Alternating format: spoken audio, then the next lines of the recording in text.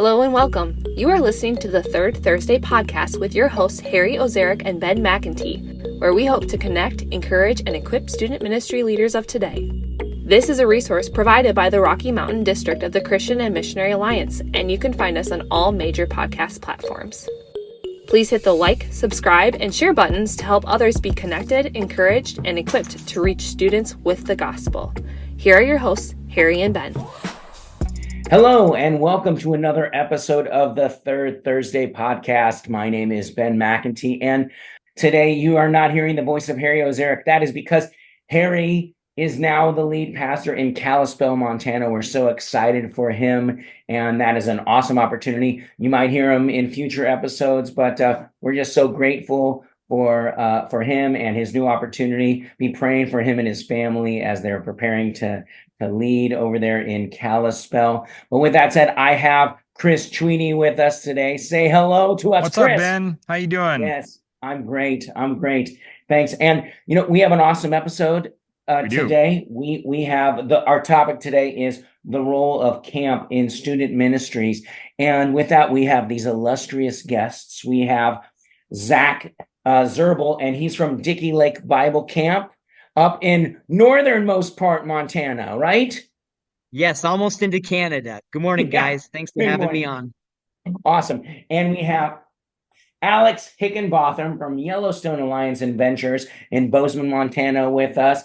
Hello, Alex. Welcome. Hey, thanks so much for having me. Glad to be here. Absolutely. Well, hey, we always start our episodes with an interesting kind of fun question. We're going to throw this out to our panel. I'm going to call it a panel this morning. And here's the question: favorite summer camp activity, like favorite summer camp activity personally for you. Zach, why don't we start with you? What was like a favorite summer camp activity that you did like as a camper? Yeah, so growing up, I think I went to summer camp for maybe 4 summers, and just remembering things like that icy bath in the morning, jumping in the lake with the bar of ivory soap, little pranks, swimming in the summer, just super fun. These massive games of capture the flag, mail call where you'd have to sing if you got a package, things like that. Just kind of fun memories. But probably my favorite camp story from being a kid, is one my dad tells about my brother. We had come home from camp, and my brother, who's 11 months older than me, was super excited. He's like, "Dad, I gave my heart to Jesus during chapel, and it felt so good that I did it again the next night." And my dad just loves telling that story, and I love that story now. Having become a believer and being in camp ministry, I just think it captures so beautifully one of the wonderful things that happen at camp, but lots of fun too. I love that. Absolutely. What about you, Alex? Yeah. The camp that I went to growing up, it was an all boys camp, which led to all sorts of trouble, right? We were always getting into trouble. It was very competitive. We had a lot of fun. And like Zach said, all the various different activities. Lots of fond memories doing that. I think one of my favorites was it was very competitive, and we would have this, we called it the survival run. And it was a culmination of everything that we did over the course of the week, learning how to shoot a bow and arrow, learning how to row a canoe, learning how to build fires, all sorts of different things. So it was a competition to wrap up the week. And I remember this year, my counselor selected me and another guy to build the fire. That was the culmination. That was the very last thing.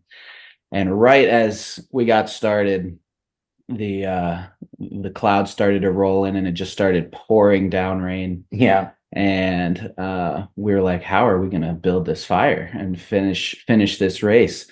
And out of all of the cabins, we were the only team to actually get our fire lit. It took us about 30 seconds we had this roaring fire in the middle of a massive rainstorm, and it was always a fun memory. I always still bring that up with my buddies at camp, and we still have good relationships, and so it's fun to bring back some of those memories of things that we did as campers. Yeah, love it. Love It's it. like sounds like you had like a little bit of help there from maybe the Chevron station down the That could street. be. Like That could be. could be. Hey, there's no rules. Yeah. It's just got to make a fire Hey, either way.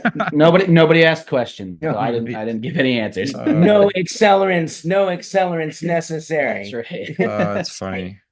Chris Tweedy, what about you, man? We What moved about you? around a fair bit when I was a kid, so I didn't have a ton of camp experiences. But there's one, and maybe this one blacked them all out. I don't know, but we were at a camp in Washington, and not it was just it was a pretty big, tons of ages and stuff together, and a bunch of us decided to like sneak out one night and just, I don't know, do whatever, terrorize around camp. We got caught because we were junior hires, and you always get caught when you're in junior high doing that. And they had next to the shallow part of the lake, they had this lily pond, and our punishment, our restorative action, was to go out with butter knives and like cut lily pads for like 2 hours. And so that's like it's not a favorite fun camp activity, but it's like the first thing that comes into my head when I think about camp is just like slogging around in like a foot of silt, just like cutting, and like, we're never gonna sneak out again. Anyway, so yeah, I don't know how that affected me as an adult, but that's the first thing that comes into my mind. We're like, hey, Chris, what was your camping experience like as a kid? It's like, that was it. Yeah, slaughtering fauna. Yeah, I mean, not yeah. Yeah, there are no more lily pads at that lake. We completely decimated the population, and now fishing game is trying to repopulate the lily pads. Yes. Yeah. Oh my We goodness. totally deserved it though. Like we really did. But that's all right. For me, a lot of the ones that come to mind, I have to put the preface that it was the 90s. That it was the 90s, so that I can get away with it. Although it was done to me. No, I went to a winter camp, and they took all my underwear, and then they froze it, and then put them on the outside walls of our camp outside, and it froze. And that was, I think that's considered bullying today. Wouldn't you consider that?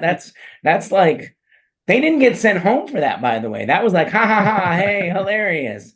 And that happened to me. Yeah. And I remember laughing, but the amount of things that can't be done now that you have cameras on your phones. I know. Yeah. It was the 90s, you guys. It was the 90s. Well, thank you guys for sharing. I love hearing those funny and then some meaningful and impactful things too. Well, hey, let's get into our conversation for today. The role of camp in student ministries. We're so glad that we have you gentlemen with us. So, Alex, let's just start with you. Help us. What is camp ministry to you? What do you do? What does YAA do?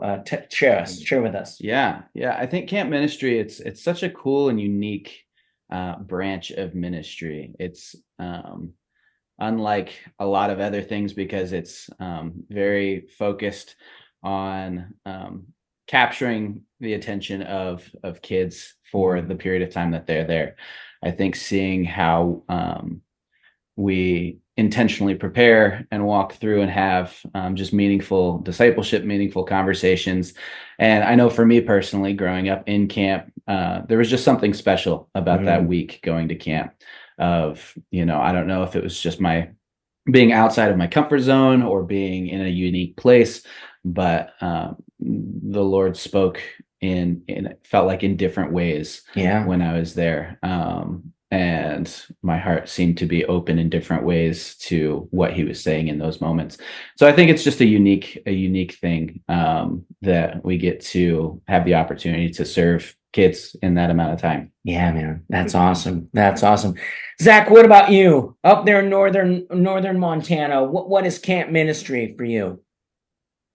Yeah, and let me start by saying that knowing a little bit of Alex's background and mine as well, youth ministry's been a big part of our life, and partnering with the church, loving the church of Jesus Christ and loving youth ministry. Youth pastors, youth workers are heroes to me. And so just kind of coming from that background, would love for people to know that. And so camp ministry, thinking about that camp, you think of outdoors, overnight, away from parents, away from home, out in the nature, shenanigans. And, so there's all these elements that's camp, away from home, away from your norm. And then thinking about ministry, not sure where I heard this, but it resonated so deeply because uh, I'm not called to camp per se. Our mission is making disciples for Jesus Christ. Camp is not our mission or my mission or my calling. The Great Commission is sharing the Mhm. gospel, making disciples is our mission and our calling. I love the term, and there's a great book called Sacred Playgrounds. I Yeah. really like that. Yeah. Camp ministry is it's a sacred playground. I do love saying for us, Dickey Lake Bible Camp, it's a place where the Great Commission meets a great time. Mm. So that's just kind of where I'm at with that. Yeah, I love that. I love that. And that the sacred playground things. Growing up in camp, we always talked about camp as a sacred place, as sacred ground where God does a lot of work in people's lives. And I've experienced that in mine own, and certainly it sounds like you guys have as well. Well, that's awesome. Thank you. Hey, what does camp do really well? What does camp do really, really well? Zach, start us off, man. What does camp do really, really well? It has kids' attention. It can be tough to get kids to pay attention and to want to pursue spiritual things. And so just the atmosphere can capture kids' attention. And obviously, they're a pretty captive audience. They're here for the better part of a week. And at least in a lot of cases, like with us, they're having chapel for hour and a half, twice a day, and going straight into cabin time. So this focused on seeking God. We actually think it was Amanda Schmidt, the wife of Jonathan Schmidt, the youth pastors in Hamilton, who she actually added up the minutes that we were at camp during her week was junior high girls. And she spent more time with her kids this week at camp than she did the rest of the year combined. So that's pretty huge. Yeah, absolutely. Absolutely. That's great insight. That's great insight, Zach. Alex, what about you? Yeah, I think the big thing. So I look at it from the two different perspectives, from the engagement with our campers and with the kids, and like Zach said, it's just this opportunity where we have essentially a captive audience for that week, and so really being able to invest and pour into them over the course of that week. And then I look at our summer staff and how we can continue to, we have 6 to 9 weeks with these high school or college age students, and being able to sit and have conversations and pour into them and build relationships so that there can be vulnerability and there can be conversations that might not happen right away, Yeah. And so being able to take the opportunity to invest in those students as well. I think that's one thing that my heart really is for those staff even. Yeah. I love it. Yeah. And the volunteers and then paid staff, part-time staff. I mean, that's a huge part too, what camp does well. We talk about campers and we can see that. But also just having, I know the Alliance Church up there in Columbia Falls, Pastor Joe, he brings his staff over. They do all kinds of things for you, Zach, and they're partnered well. YA is having their harvest market this weekend, and church that I'm get to serve, Gallatin Valley Church, we're providing volunteers for that event, and that's just another opportunity where camp allows the church to be the church outside of those church walls. I think that's a great insight, and that's something that can be missed by youth youth pastors, youth directors, like volunteer at your camps, man. That's Part of that ties into that, Ben, is we've probably over the years, this generation that's, leaders in their like 30s and 40s, maybe early 50s even, have this whole one and done type, hey, following Jesus is an event. It happened once. I said a prayer, whatever. We've been so resistant to that that we have forgotten that, life isn't a moment, but it's made of moments. And one thing that camp does really well is it gives you space for a moment that's out of your norm. You're not where you normally live. You're not around kids that you normally see. You're not around leaders. Those of you who are listening that have, maybe have older kids, and they come home from like youth group or camp and they're like, man, I heard this thing at camp. And you're like, I've told you that like 1,000 times. But it was just like someone else said it in some other environment. And the Lord uses that. And that whole idea of like spiritual aunts and uncles is really important. And camp does, I think, a really good job of creating space for this focused kind of different time to hear those things. So it's an awesome contribution that way for sure. Agreed. Absolutely. Hey, so Alex, let's discuss this, and we don't want to get in necessarily the weeds here, but help us understand, for some people, what are some of the limitations of camp ministry? You're in the thick of it. You're there. What are things that you go, hey, camp ministry either has difficulty providing this or this area of ministry, or needs church support in that? Like what are some limitations that your model has, really? Yeah. I mean, there's nothing that replaces the church, right? And so there's being able to recognize that. As I was a youth pastor and a young adult pastor for 6 years before coming out and starting to work at Yellowstone Alliance Adventures, and looking at some of those differences and seeing, when we are doing camp ministry, we have them for all of their time for that very short period of time. Yeah. And so, we then they go back home, they go back to their church, they go back to their family. And we, you try to engage with them some throughout the year, but it's not the same, right? Mm-hmm. So having kids that are in youth ministry or children's ministry, you get to see them for the rest of those weeks throughout the year. Mm-hmm. And so I see camp as an opportunity or a place to support the local church as a way that we can say, where we provide this for this amount of time. I like to think that it's you look at a Hot Wheel track almost, and there's those different events or different things throughout the year that kind of reignite or recharge and get you going again. Yeah. And so I look at camp as one of those, that it's an opportunity for the kids to experience this and to dig deep in this, and then to be able to go back and continue to grow with their church back where they're from. Yeah, I love it. I love it. Zach, what about you, man? Limitations of camp ministry? Talk to me. Yeah. Limitations that I totally agree with. It's 1 week a year for a lot of the kids, and some of these go home to little or no continuation of their discipleship. And I know personally, we don't yet do a really good job of follow-up. So for those who come or don't come with their church or their youth group, like you mentioned, Fellowship Alliance, and there's others that come and they do such a great job of tying camp into their discipleship process that the kids go home and they don't miss a beat. It's all good.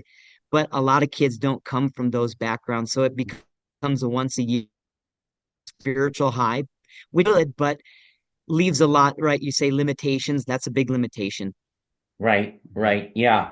That's good. That leads us in actually to our next question. Just thinking about this, what are ways that camp ministry and church ministry and youth ministry, maybe in particular, how do they complement each other for greater kingdom impact? How do they work well together? Go for it, Zach. I think at its best, camp can become such a great I don't know, like laboratory for discipleship. You've got this time with your kids, this opportunity for more life on life discipleship. Alex mentioned one of the unique things about camps being a place where relationships are built so that meaningful conversations can happen. And so that is an awesome thing to be able to do with your kids. And getting kids, because camp, a lot of times kids are getting fired up for God and their faith, and and many come back from camp with a new or renewed passion for God, and that inspires churches. Yeah. I've seen churches really use time at camp um, to build relationships with their students and go deeper than they ever have before, and that's a really beautiful thing in my eyes. Yeah, Yeah. I don't want to run past that because you see this in other areas of the church where, like the difference between like a 30-year high school reunion and a 30-year VFW reunion, they're like miles apart. And like, why?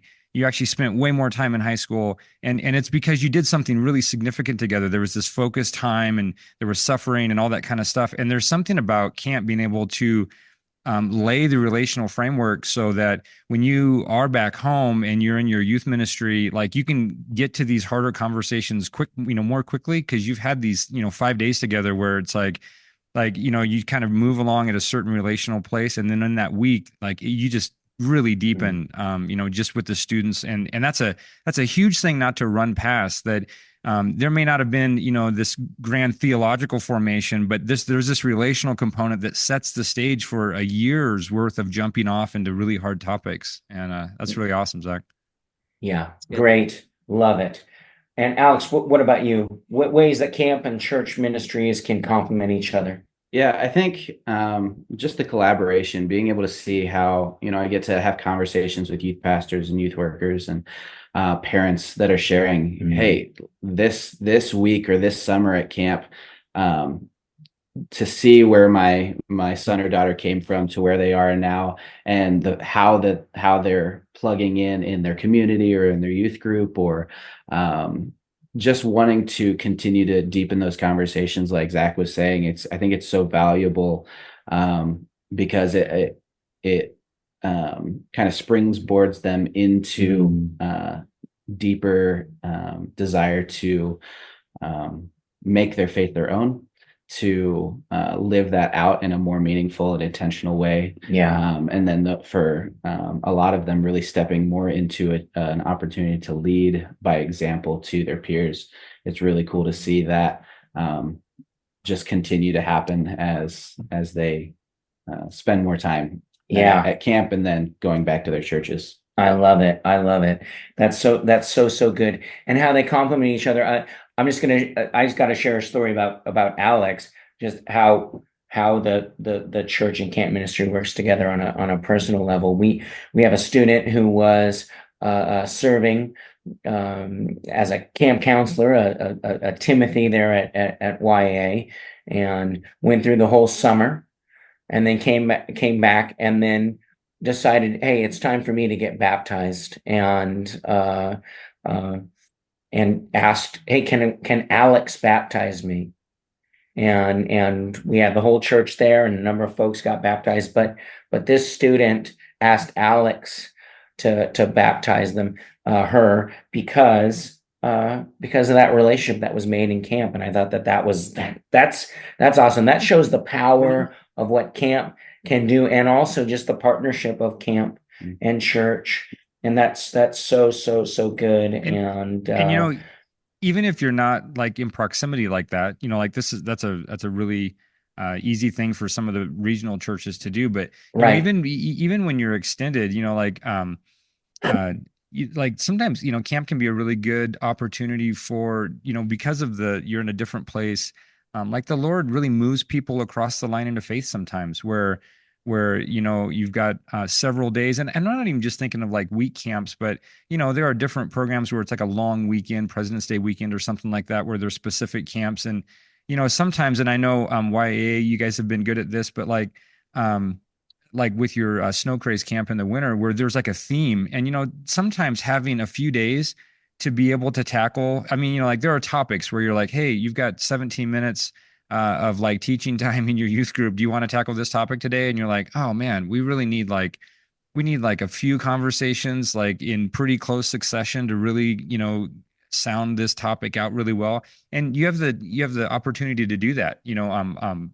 My kids have gone to camps like that where it's like they've had 3 or 4 or 5 messages around a certain topic, and it's it's an opportunity that really can come alongside a youth group where you're getting them every week, but now we've had the time to unpack something maybe a little bit deeper. And I think that's a great compliment where, you have these seasons of more or less intensity in looking at topics. So, yeah. Absolutely. Yeah. That's good stuff. That's good stuff. Well, we've been having all these questions and it's leading up to this. This is where I think the meat of our conversation is going to be. And so Alex, Zach, what are action steps that youth workers, youth pastors can take to leverage their relationship with camp ministry? And before you start, hey, youth worker, listen to this. These are camp leaders who are going to be appealing to you by just sharing how can you leverage your relationship with them so that you can serve your students better. That's what's happening right here. Don't miss this. Alex, go. What are ways that we can leverage our relationship with camp ministry? I think one of the biggest things for me is like, talk to us. Tell us what's going on, where you're at with your youth ministry. Again, we're not here to replace, we're here to support the church. We're here to support what you are already doing. We're here, we're going to be with you for a week probably. And so, we want to understand where you're at and how we can best serve you. I think it's a lot of the time it feels like it's an awkward conversation. You're coming to camp and you're just going to get whatever you get. But I get a really cool opportunity to talk to a lot of pastors. I've talked to you, Ben, and we've had conversations of, what if you did it this way? I'm such an advocate for the why question. Why are you doing what you're doing, or why do you do it this way? And sometimes I've got a very specific reason why I do it that way, and other times it's like, oh, that's a great question. How could we do this thing to better serve the local church? And so I think the more that there's just conversation and relationship there, the more that we can really work together. Absolutely. Relationship is key. Zach, what about you? I would say use us. A major reason we exist is for you. Use us as a retreat for just your youth group. Use us for a personal prayer retreat. Use us to, a week of camp to take relationships to a new level, disciple your kids, even give your volunteers, your youth workers, an opportunity to explore and to walk in their gifts. Camp is great as a discipleship opportunity for the young adults and even the older adults.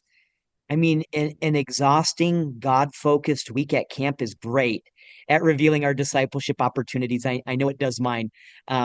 So come to grow in your discipleship to Jesus in the context of really meaningful service. Like what happens at camp is pretty awesome, and in many cases eternal. Yeah. That's awesome. And I think those are great. I think about that's how communicating and just taking part. I think then for youth workers too, how can you leverage that is camp is coming. Snow craze is coming, or winter camp or retreat is coming. What are you going to do to prepare for that? Right? That anytime I have youth who are going on a missions trip or going on camp, there's always some blowout that happens like a couple of weeks before, because the enemy knows that there's going to be deep spiritual things happen at camp, period. And we are in a spiritual battle. I'm not going to spiritualize this whole thing, right? But we know that happens, and the enemy does not want these young people to be poured into and to grow in their relationship with the Lord. And it can happen at camp. So what are you doing to prepare your students? And then afterwards, what's your follow-up, right? We're talking about camp being a sacred place, and that sacred moments happen at camp. Well, how are you going to prepare and then follow up for those moments to happen? And I think those moments come because of what I've been hearing throughout this whole thing is, all the umbilical cords are cut when you go to camp, or they should be. Don't send your kids with cell phones at camp. right? Power them down, put them in a box, keep them for the whole week. Youth pastor, you do that. Don't miss that opportunity. It's a waste of time if they can have their phones rant over. All right. You want their attention, man. You want, they get to have their attention with God. Zach is saying, hey, they can focus on the Lord. Well, they can't focus on the Lord if they have a cord back to the really real world, as it were, and how I mean that. So they cut those ties. The distractions are gone, and they get to really focus on the Lord. Yeah, I had one more thing. Oh, sorry, Chris. No, go ahead, Alex. I had one more thing. So one of the cool things that we've seen, one of our youth pastors from the district, he's down at a church in Wyoming. He has had conversations. Is like, I want to bring my students to camp, but it's a pretty long distance, and trying to get families to drive their kids up there and do that is a challenge. And so one of the things that we've seen him do the last at least couple of years is he'll come up and drive the kids up to camp, and then he just serves in a number of different ways around camp. It's a really cool opportunity for him to still be engaged, because I think a lot of the time, I know for me when I was a youth pastor, it was hard sending kids to camp and not getting to be a part of it at all, right? But then just to hear what happened afterwards. But he comes up each year for that week of camp and serves in a number of ways and gets to have conversations and discipleship along with our counselors. And it's been a really cool way to see that church really get behind camp ministry and get to partner with it through that week. Yeah.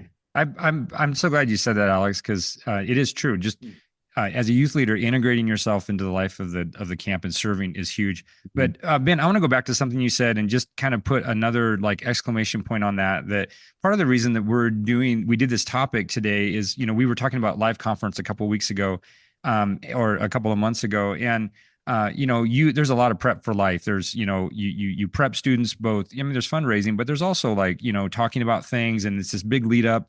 But some of you guys aren't going to be able to go to Life or whatever. It's not going to work out.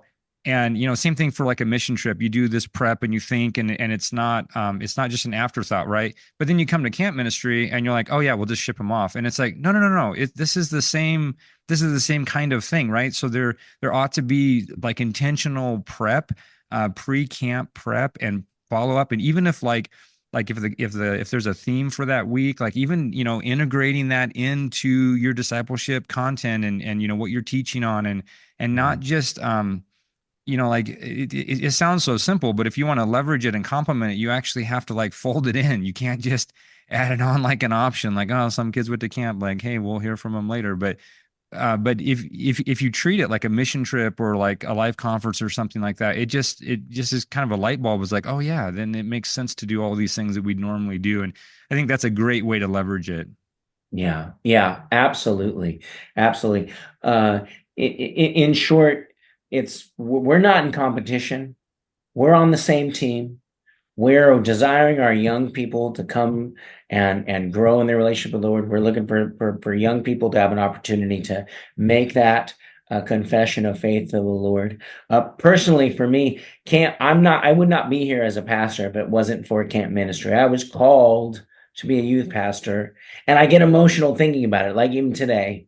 I mean, I know the building. I can go into that building. It's in Meadow Ranch at Hume Lake. I remember the speaker. I remember what they preached on. And I mean, God told me, you will stand up and say that you're going to give your life to the Lord. Not, I was already saved, but as a middle schooler, that I'm going to be a pastor. And I did that at camp, and it was that experience that brings me here today. And I'm so thankful that the Lord uses camp and uses churches to fulfill, as you said, the Great Commission, and that happens. And my story, not like I'm some special thing. I'm just a cog in this beautiful wheel that God has created, and I get to be a part of that. And camp is a part of that too, and the church is a part of that. So it's beautiful. It's beautiful. Wonderful. Hey, lastly, this is important. How can churches pray for camps? And maybe let's just think of three things that churches can pray for camps, specifically Dickey Lake and YAA. Zach, how can we as pastors, youth workers of the RMV, be praying for Dickey Lake? I think, like most places, it can be pretty exhausting. And so just like with pastors and with youth ministry, um, burnout can be a real thing, and the need to keep your marriage and your family a priority. And so for protection over our camp families and over our marriages, and I'm a pretty big believer that as leadership goes, so goes the camp. And so praying for our first love relationship with Jesus, praying that God would surround us with people that make ministry a joy and not an ulcer. There's this psalm said of David, that he led with a shepherd's heart and a wise hand. And that resonates with me. Pray that we'd follow God's leading, and that, personally, that I would shepherd this camp with a shepherd's heart and a wise hand. I love it. I love it. Yeah. Thank you. Thank you, Zach. Alex, what about you? What about you? 3 things that we can be praying for. Yeah, I absolutely resound with that. It can be a lot for the staff, and there's so many moving pieces, and the flow of the year looks different all the time. And so I would say for just healthy routines and boundaries, the balance between ministry and family, and just general health. Those are, it. Yeah, I've done youth ministry, I've done camp ministry, and they're very similar in that it takes you want to give everything to it, and so it can take you too if you don't set those healthy boundaries. And so that's a big one. I'd also say, as we're prepping, we're looking at this next year. I would say, without the recruiting and having our staff set in place, summer doesn't happen. And so praying as we are starting that process of building up teams of high school and college students that God wants to have there to serve these kids. That's a huge one. Yeah, love it. Yeah. I'd throw in there too for, as a youth ministry worker, you may not think about this side of it, but there's a ton of pressure right now that is against camps just existing. And it's not like there's people out for us, I mean, there might be some of those, and we obviously know that the enemy's out, but like just even things like just the cultural climate of the day and trying to be a Christian organization that's not a church, like that's a tricky line. Like you have a lot of protection as a church, you have less protection as a camp from just all kinds of whether it's social regulation or governmental things, but even just things like insurance, man. Like there's it sounds silly, but it's a real thing that the wildfire scenario has, like, there are whole states where insurance companies are like, we're not even going to cover camps anymore. And I know that this sounds like really unspiritual, but these things will close a camp. And so there's pressure in our day and age against camps that's kind of different. It's not the same kind of pressure that's been as a few years ago. Camps used to be kind of revered, and they were like this social institution, whether they were Christian or not, that had a lot of favor, and that's changing. And I just, from an outsider who's not working with the camps on staff, but I work with a lot of, with different camps in other areas, I can just tell you, as churches, just be praying for camps, just to be able to keep rolling. Like there's real leverage from the enemy to do some of those things, or just you wouldn't normally think of, but those are real right now. Absolutely. And I agree with that 100%, Chris. And also, as we say that, we know that is true. And what I'm hearing about Yellowstone Alliance Adventure and Dickey Lake Bible Camp is that they're full. These camps are full. So our camps in our district are full. And that's a testament to what God is doing there. And in spite of all the things that the world would try to do to dismantle the work of camp ministry. And so I think praying for that continued favor, pray for favor and relationship with the church, but also just favor with the world for them to go, hey, that's a place where I can send my child. That's a place I can send my youth. And we're seeing that and more of that. I love it. Well, those prayers, just to distill it, praying for staff, praying for healthy relationships, healthy routines, praying for marriages and families to be protected, hedge of protection around them, healthy boundaries, right? Prayer for preparing for winter camps and summer camps and bringing in just good volunteers, good folks to come in and help. And Zach, I love it. Remembering our first love. I mean, that should be all of our prayer for all of us, is to remember why we're doing what we're doing. And it is for the Lord, and to be leading as shepherds' hearts, and that we get to come alongside one another. And that's what we get to do. And when we get to do that as a church and as a camp, it's not a church is greater or camp is better. Any talk about competition between church and camp needs to go out the door. All right. We come alongside one another because we're on the same team. We have the same heart, same mission, and that is to bring people to Jesus and to reflect his heart to this world who desperately needs him. So I love it. I love it. Gentlemen, thank you so much for your time today, just being on the podcast. And so Alex, thank you, man. Thanks for being here today. Thanks for having me. And Zach, thank you as well, man. Appreciate you. And as we wrap up, we always ask 3 questions for you, the listener, to be thinking. Think back to this conversation and then ask these questions. How did this conversation today, how does it affect you and your leaders? How does it affect your students?